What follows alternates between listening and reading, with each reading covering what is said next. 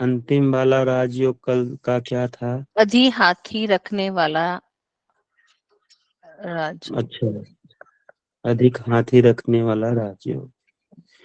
आज लिखिए, स्वकीर्ति से दिशाओं का शुभ करता राजयोग। स्वकीर्ति से दिशाओं का शुभ करता राजयोग।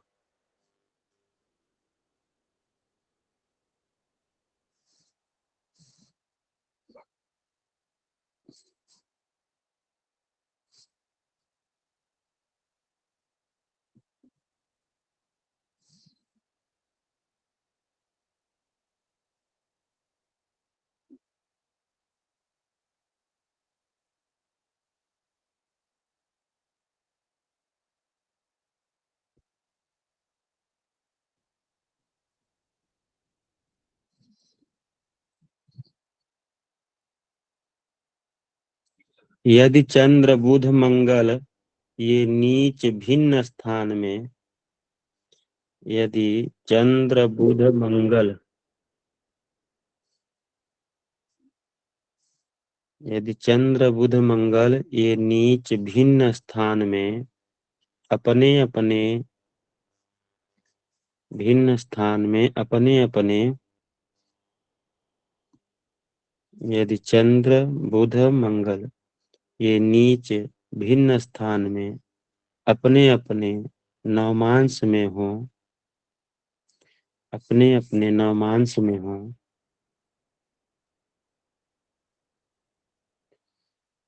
और 12 और 3 भाव में, द्वादश और तृतीय भाव में हो, द्वादश और तृतीय भाव में हो,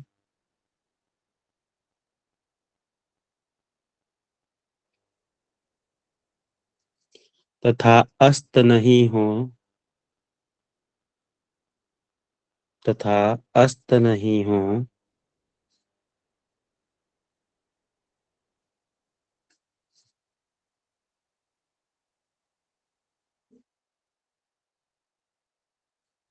तथा अस्त नहीं हो,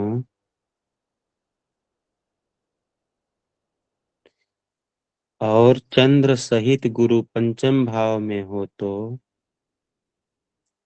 और चंद्र सहित गुरु पंचम भाव में हो, संसार में विख्यात कीर्ति राजा होता है। संसार में विख्यात कीर्ति राजा होता है।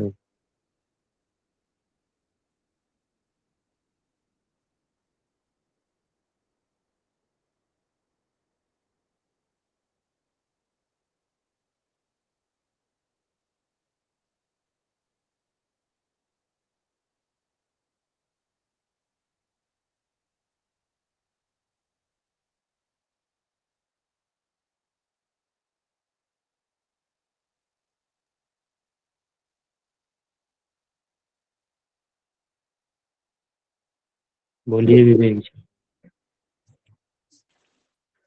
मेरा पूछने का ये मतलब है, जैसे चंद्र बुध मंगल ये तीनों वर्गोत्तम हो ना, नव D10 और लग्न कुंडली, वो लग्न कुंडली में। वर्गोत्तम नहीं कहा गया है, नीच कहा गया है। नहीं, आपने कहा है हाँ, अस्त की बात की थी। क्या कहा था? यदि चंद्र बुध मंगल ये नीच, अच्छा तीनों नीच हो। और कहाँ हो? लग भिन्न स्थान में, हाँ, अलग अलग अलग अलग जैसे। स्थान में, हाँ, और नवमांश में भी सेम जगह पे हो ना। अपने नवमांश में हो। नवमांश में सेम जगह नहीं, अपने अपने नवमांश में हो। नहीं नहीं, कंफ्यूजन मेरा ये है, जैसे लग्न कुंडली की बात की आपने चंद्र बुध मंगल की, हाँ, और नवमांश भी सेम उसी लग्न लग्न कुंडली की जगह ही है, वर्गोत्तम, मतलब वर्गोत्तम का मतलब उसी स्थान पे हो। वर्गोत्तम का वर्गो 96 है ना। वर्गोत्तम कौन बोल रहा है? आप वर्गोत्तम क्यों ला रहे हैं इसमें? जी। वर्गोत्तम कहाँ बोला गया है? नहीं नहीं, वर्गोत्तम मुझे लगा ऐसा आभास हुआ। नहीं, ठीक है, कैसे बोलिए। आभास होगा? जो लिखवाया नहीं गया है। यहाँ पे नहीं नहीं, कहा इसी जा कंफ्यूजन रहा था। है कि अलग अलग अलग स्थान में नीच होकर के बैठे हों। ठीक है। जी जी जी। जी गुरु जी। और स्वयं के नवमांस में हो, दूसरे के नवमांस में न हो। जी जी जी। ठीक। नहीं, स्वयं के उसके नवमांस, बाद इसका थोड़ा मतलब बता दीजिए, स्वयं का नवमांस। नवमांस हर हर हर हर हर ग्रहों का अपना अपना नवमांस होता है। जैसे शुक्र ठीक है। का तुला और वृश्चिक, वो उसकी बात कर रहे हैं। हाँ, तो अपना अपना नवमांस हो। और नवमांस में मतलब 30 राशियों को 30 अंश को 9 भागों में बांटा जाता है ना। जी जी। तो उसमें जो नवमांस मतलब उसके अंदर 30 राशियों के अंदर जब उनका अपना नवमांस आए, अपना नवमांस मतलब उनका 3 अंश का जब समय आएगा, जब वह व्यतीत करने वाला समय आएगा, तब की बात कही गई है। ठीक है।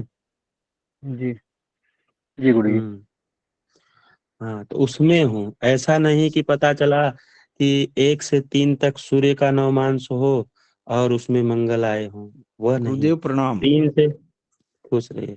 3 से 6 तक दूसरे का नवमांश, 6 से 9 तक दूसरे का नवमांस, 9 से 12 तक दूसरे का नवमांस, 12 से 15 तक दूसरे का नवमांस, 15 से 18 तक दूसरे का नवमांस, 18 से 21 तक दूसरे का नवमांस, 21 से 24 तक दूसरे का नवमांस। ठीक। ऐसे समझ में आया आपको? जी गुरु जी। हाँ। तो यहाँ यह कहा गया है कि अपने ही नवमांस में हो। उसके बाद में क्या कहा गया है? द्वादश और तृतीय भाव में हो। ठीक। जी तथा जी अस्त नहीं हो। अस्त नहीं जी। मतलब सूर्य के साथ में आएंगे तो अस्त होंगे। और यह 0 डिग्री हुआ तो तो होंगे। हाँ, तो ये अस्त भी ना हो। जी तथा चंद्रमा सहित गुरु पंचम भाव में बैठा हो। चंद्रमा यहाँ पे पहला कहा गया है नीच का होने की बात, तो चंद्रमा हम्म, नीच का हो। तो गुरु के साथ पंचम भाव में बैठा हो। जी, यानी कन्या राशि में चंद्रमा गुरु दोनों हो। कन्या राशि में, हाँ। चंद्र चंद्र कन्या राशि, चंद्रमा का कन्या राशि होता है। एक मिनट कंफर्म कर ले गुरु जी, गलत हो गया हमसे। वाह यार, आप रिकॉर्डिंग चल रही है और आप ऐसा बात कर रहे हैं। सॉरी सॉरी सॉरी सॉरी चलिए गुरु आगे जी। चलिए। मैं प्रश्न काल अंतिम में रखता हूँ, फिर भी आप लोग पहले ही पूछ लेते हैं। चलिए जी गुरु अगला जी। लिखिए, शत्रु जेता राजयोग। शत्रु जेता राजयोग।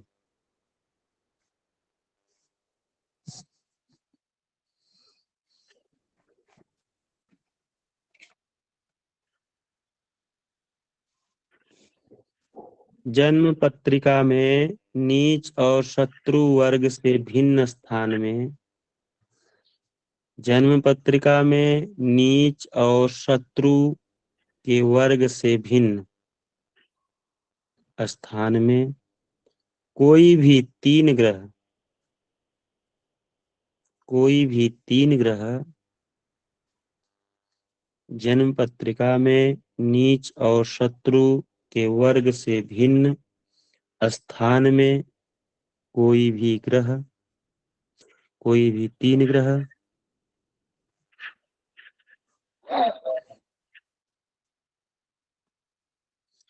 अपने नवमांस में पूर्ण बली हो। जन्म पत्रिका में नीच और शत्रु के वर्ग से भिन्न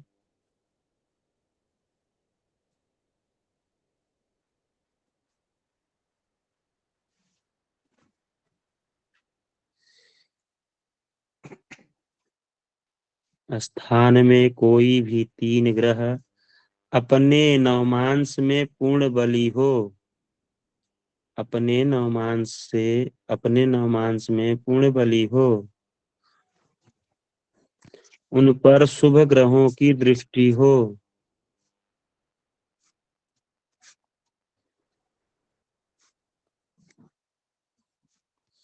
उन पर शुभ ग्रहों की दृष्टि हो तथा पूर्ण निर्मल बिंब हो तो, तथा पूर्ण निर्मल बिंब हो तो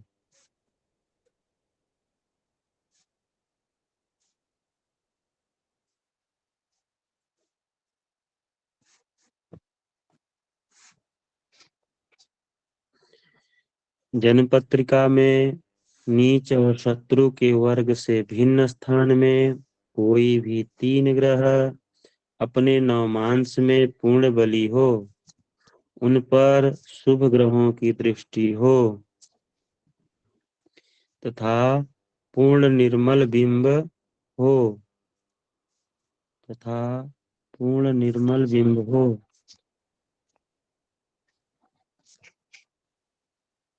तथा पूर्ण निर्मल बिंब हो तो जातक शत्रु को जीतने वाला राजा होता है। तो जातक शत्रु को जीतने वाला राजा होता है।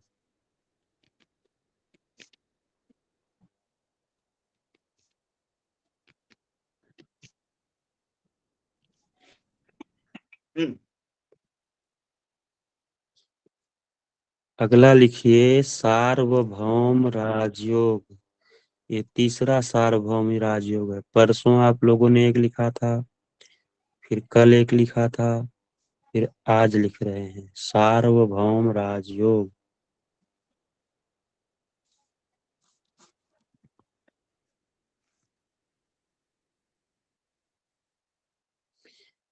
यदि कुंडली में वर्गोत्तम या स्वनवमांस में स्थित चंद्रमा को, यदि कुंडली में वर्गोत्तम या स्वनवमांस स्थित चंद्रमा को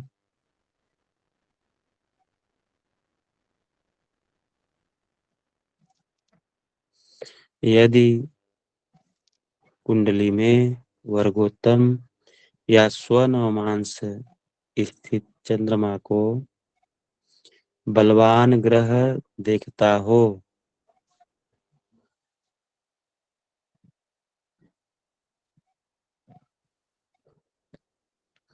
स्वनवमांस स्थित चंद्रमा को बलवान ग्रह देखता हो तथा लग्न में कोई पापक ग्रह नहीं हो तथा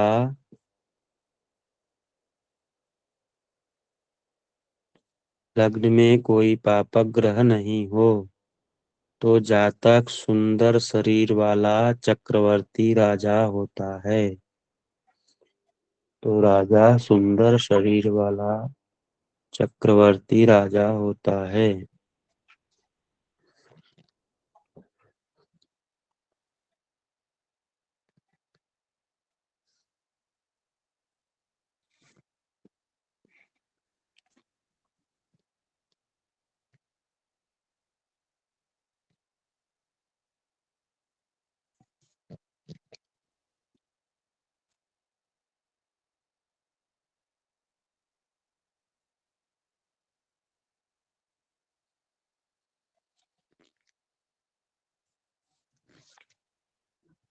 हो गया?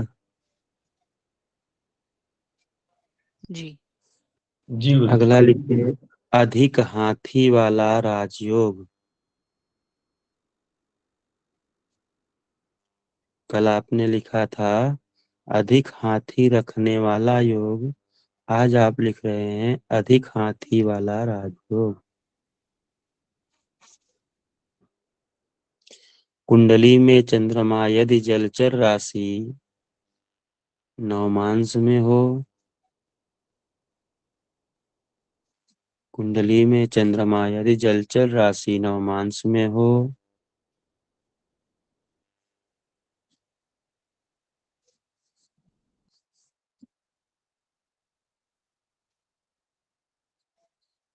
चंद्रमा यदि जलचर राशि नवमांस में हो तथा शुभ ग्रह अपने वर्ग में होकर लग्न में हो तथा शुभ ग्रह अपने वर्ग में होकर लग्न में हो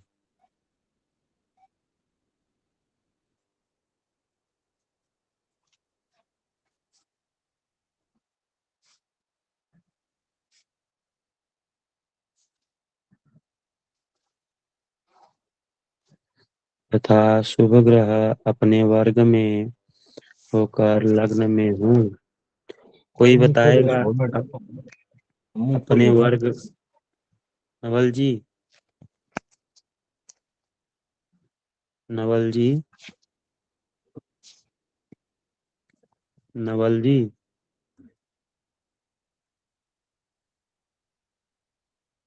कोई बताएगा कि अपना वर्ग क्या होता है? नरेंद्र जी तो चले गए। दिनेश जी, अपना वर्ग क्या होता है, मालूम है आपको? ग्रहों के वर्ग नहीं बता पाऊंगा। हम्म, नहीं गुरुदेव, समझ नहीं आ रहा। चलिए, आप थोड़ा पहुंच रहे थे लेकिन फिर पीछे हट गए। मैं वर्ण के बारे में सोच रहा था, जैसे ग्रहों के वर्ण होते हैं, वर्ण नहीं, वर्ग की बात तो कही जा ये रही है। वर्ग है, तो वर्ग मेरे को समझ नहीं आ रहा। चलिए गुरुजी जो अगले। आपने वर्गोत्तम बताया था वो तो नहीं अभी? 3 से 6, 1 से 3 या 3 से 6 ऐसे करके। वर्ग, चलिए अभी बताता हूँ। गुरुजी, दैत्य लेकिन वर्ग और दानव वर्ग क्या? हाँ, अभी आपने कहा शुभ वर्ग और अशुभ वर्ग। नरेंद्र जी, नरेंद्र जी, जी जी बोलिए। वर्ग क्या होता है? वर्ग, वर्ग तो में तीन तीन वर्ग आता है ना गुरुदेव। हाँ, कौन कौन सा? देव, दानव और दैत्य। ग्रह अपने वर्ग में हो, ठीक है। तो समझ गए आप लोग, कुछ समझे? जी गुरुजी। हम्म वर्गोत्तम दूसरा होता है। वर्गोत्तम मतलब ग्रह जो नवमास, नवमास न, और दोनों में एक ही राशि में है तो वर्गोत्तम होता है ना गुरुदेव। हाँ, हाँ, ऐसे भी होता है। और और भाव में भी होता है ना। गुरु की राशि में चले गए तो क्या हो जाते हैं?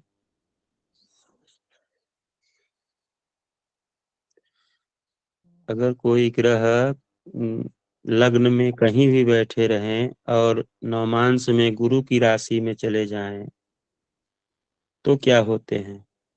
उनको क्या कहा जाता है?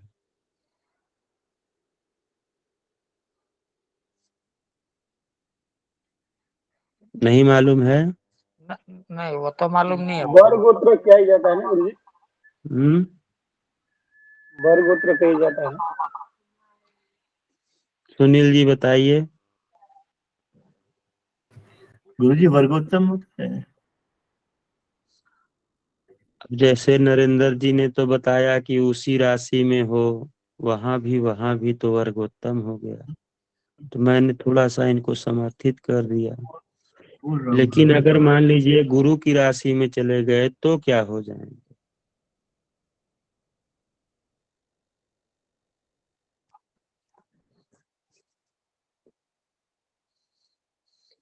ये है नियम, ये है कि जो ग्रह अपने राशि में, लग्न में, किसी भी राशि में हो, लेकिन जब नवमांश में जाते हैं गुरु की राशि में तो उसको वर्गोत्तम कहा जाता है।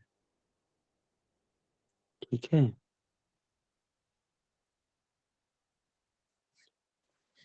जी गुरुजी। चलिए, फिर आप लोगों को बताऊंगा। हमने पिछली कक्षा में लिखवाया था कि वर्गोत्तम किसको कहते हैं। ठीक।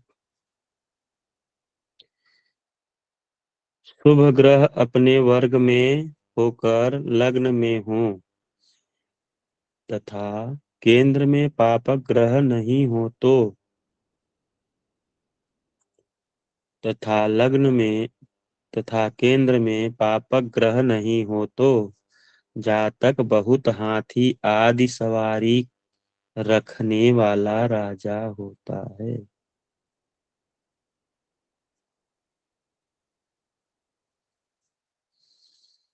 हाथी आदि सवारी रखने वाला राजा होता है।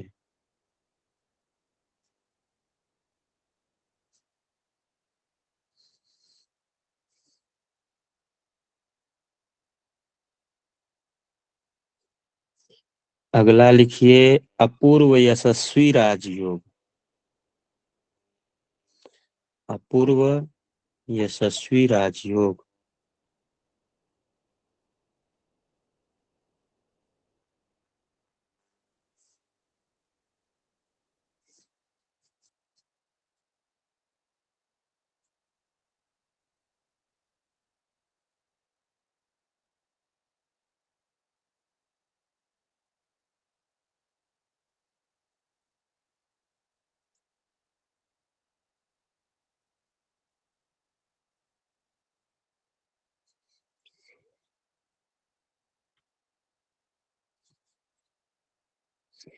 पत्रिका में यदि पूर्णचंद्रमा वर्गोत्तम नवमांश में हो तो,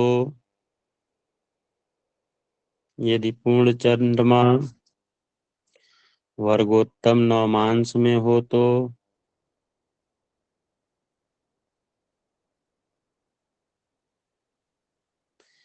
जातक परम यशस्वी राजा होता है। ये तो मेरे में है, लेकिन मैं राजा नहीं हूँ यार। हम लोग चेले हैं गुरुजी ऐसे प्रजा।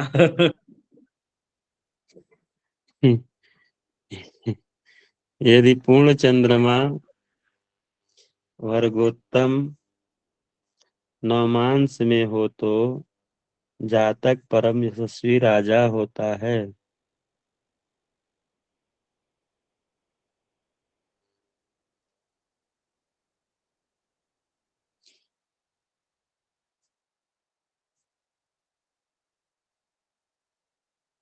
जिसके हाथी घोड़े के खुर के आघात के, जिसके हाथी घोड़े के खुर के आघात के धूलियों से आच्छादित, जिसके हाथी घोड़े के खुर के आघात के धूलियों से आच्छादित सूर्य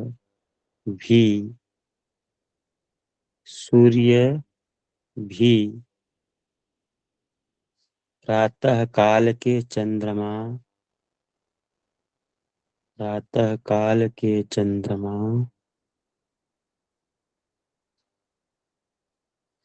सदृश्य हो जाते हैं।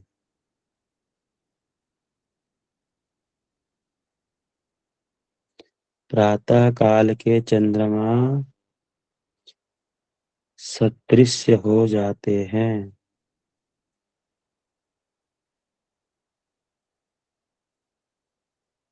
जी ये लास्ट लाइन समझा दीजिएगा, जिसके हाथी घोड़े के खुर के आघात से। बता देंगे। आगे लिखिए उसी में, जन्म समय में सब ग्रह योग कारक हो तो,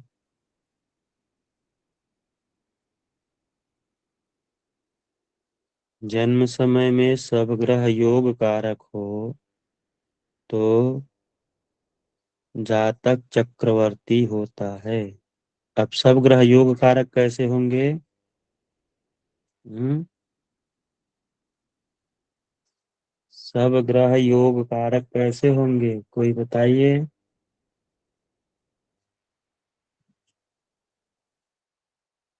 नरेंद्र जी।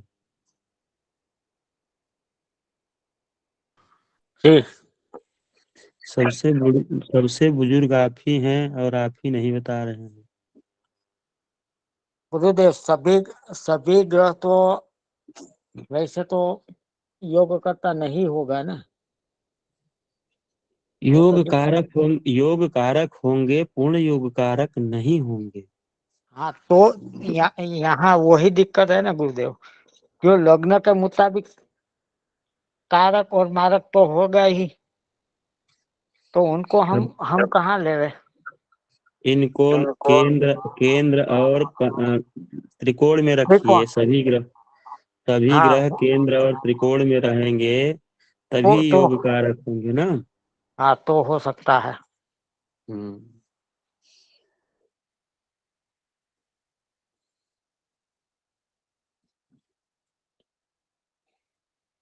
योग कारक हो तो जातक चक्रवर्ती होता है। एक या दो ग्रह योग कारक हो तो मंडल, प्रांत या जिला का अधिपति होता है। एक या दो ग्रह योग कारक हो तो मंडल या प्रांत का, जिला या प्रदेश का अधिपति होता है।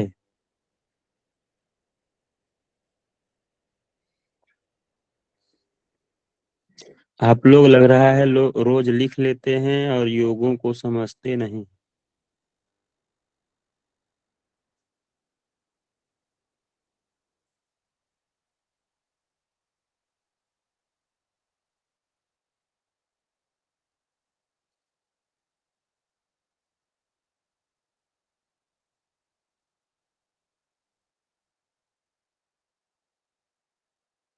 चलिए अगला लिखिए, निषाद कुलोत्पन्न राजयोग।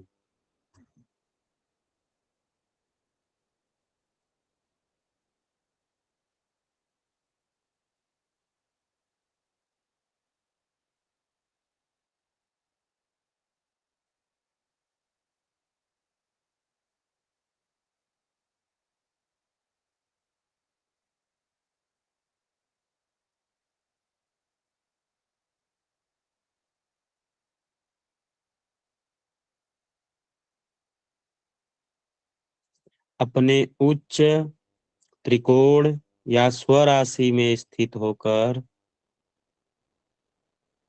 अपने उच्च त्रिकोण या स्वराशि में स्थित होकर कोई भी ग्रह, कोई भी ग्रह अपने उच्च त्रिकोण या स्वराशि में स्थित होकर कोई भी ग्रह चंद्रमा को देखता है तो, चंद्रमा को देखता है तो नीच कुलोत्पन्न जातक भी राजा होता है।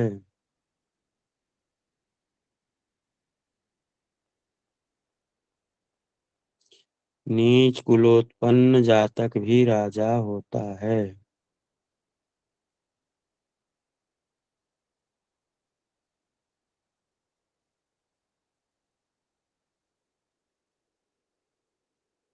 गुरुजी, इस गुरु योग का नाम क्या है? निषाद कुलोत्पन्न राजा।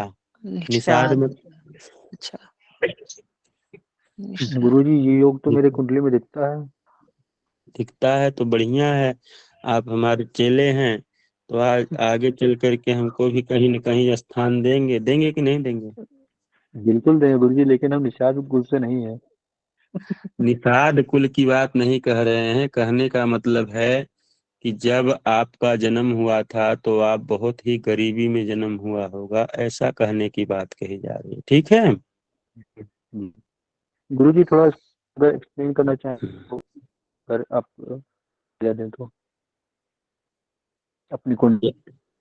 अरे यार, अभी रिकॉर्डिंग के बाद में प्रश्न काल ठीक आता है है तब लिखने में समय चला जाएगा ना। जी गुरुजी, जी गुरुजी, जी गुरुजी।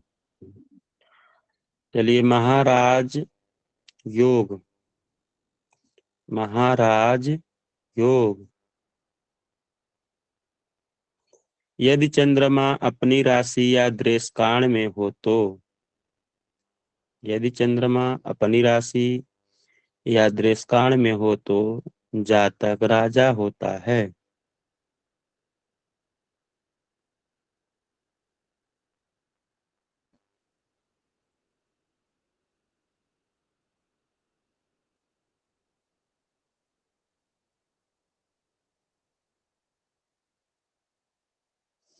यदि चंद्रमा अपनी राशि या दृष्काण में हो तो जातक राजा होता है। और इसी योग में, और इसी योग में शुभ ग्रह पूर्ण बली हो तो महाराजा होता है। और इसी योग में शुभ ग्रह पूर्ण बली हो तो महाराजा होता है।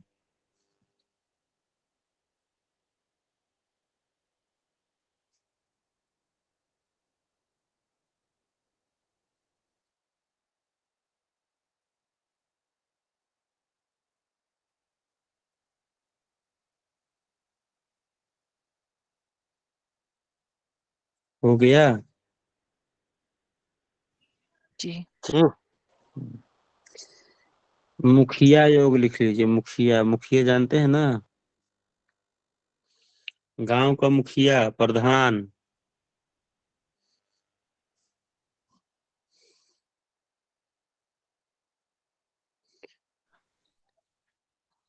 मुखिया प्रधान जानते हैं ना नरेंद्र जी? हाँ, यानी कि एडमिन, अभी ये भाषा में एडमिन भी बोल सकते हैं ना गुरुदेव। छोट भैया नेता। हाँ, छोट भैया नेता। छोड़ भैया नेता नहीं यार, बिहार में मुखिया जी का चुनाव नहीं होता है। हाँ जी।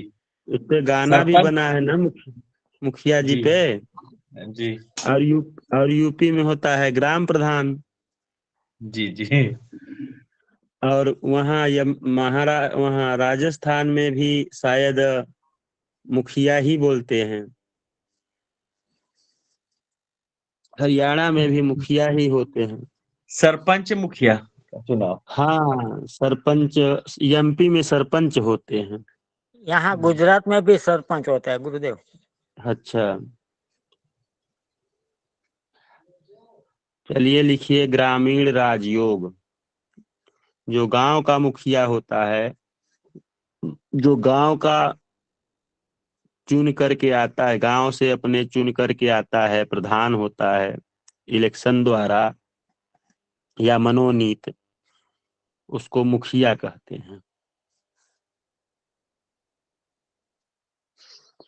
चलिए, जन्म कुंडली में लग्न में शनि और सप्तम भाव में नवोदित बृहस्पति हो। नवोदित मतलब तुरंत ही उदित हुए हो। ठीक है। जन्म कुंडली में लग्न में शनि और सप्तम भाव में नवोदित बृहस्पति हो, उन पर शुक्र की दृष्टि हो,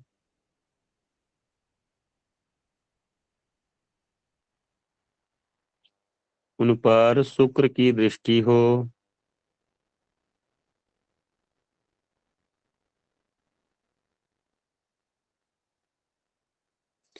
तो गांव में जन्म लेने वाला भी राजा मुखिया होता है।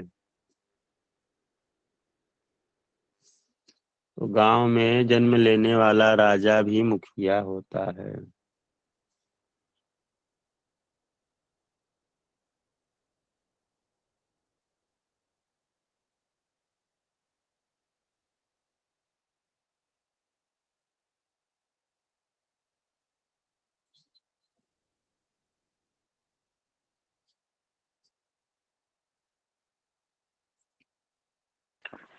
गुरु जी इसका मतलब शनि और शुक्र साथ में हो ना, और सप्तम में तभी गुरु होगा।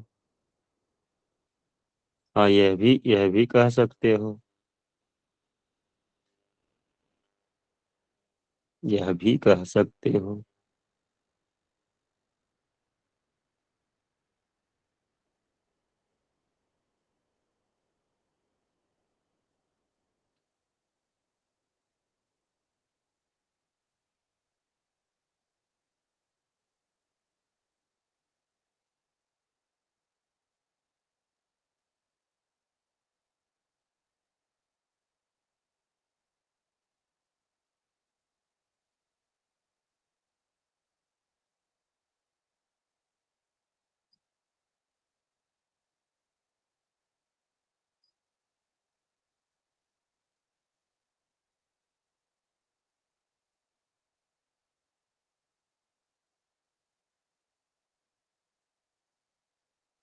अभी ऐसे योग कम से कम आप लोग 4-5 दिन लिखेंगे।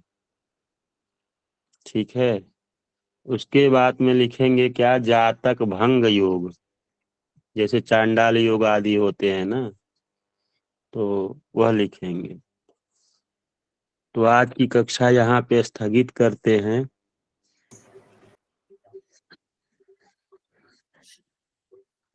रिकॉर्डिंग को बंद कर दीजिए रीमा जी।